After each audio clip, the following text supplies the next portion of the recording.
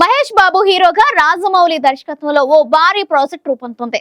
SSMB 29గా ఇది ప్రచారంలో ఉంది. ప్రస్తుతం ప్రీ ప్రొడక్షన్ పనులు జరుగుతున్నాయి. ఈ కాంబో మూవీ ఎప్పుడెప్పుడు ప్రారంభమవుతుందా అని మూవీ లవర్స్ చాలా ఆసక్తిగా ఎదురుచూస్తున్నారు. ఈ సినిమా కోసం ఇప్పటికే లుక్ మార్చేశాడు మహేష్ బాబు. తాజాగా ఈ సినిమాపై రానా ఇంట్రెస్టింగ్ కామెంట్ చేశారు. ఆ వివరాలు మీకోసం.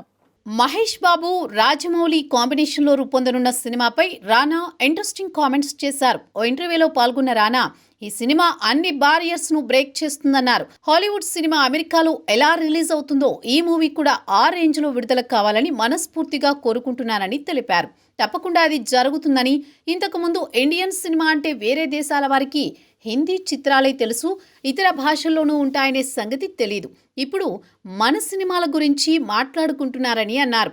ఓటీటీలతో సినిమాల పరంగా భాషా పరిధులు తొలగాయని, పెద్ద సినిమాలే కాదు మన స్థానిక కథలతో రూపొందిన ఇండిపెండెంట్ చిత్రాలను చూసేందుకు ప్రపంచం సిద్ధంగా ఉందని పేర్కొన్నారు.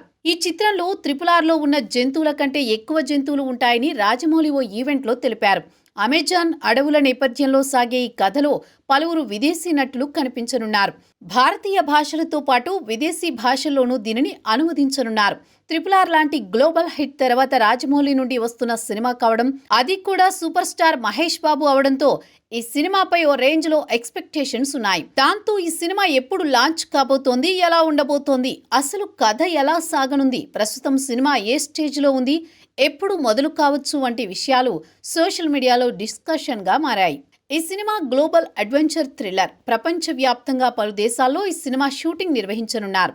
ఫస్ట్ స్కెడ్యూల్ షూటింగ్ ను జర్మనీలో స్టార్ట్ చేయనున్నట్లు తెలుస్తోంది. ఇప్పటికే అందుకు తగ్గ ఏర్పాట్లు పూర్తి చేశారని తెలుస్తోంది. ఇక మహేష్ బాబుకు తన లుక్ ను తనదైన మేకోవర్లో కనిపించేలా రెడీ అవుతున్నాడు. ఇంతకు ముందు ఎప్పుడూ కనపడని రీతిలో ఇప్పుడు మహేష్ బాబు కనిపిస్తారని తెలుస్తోంది.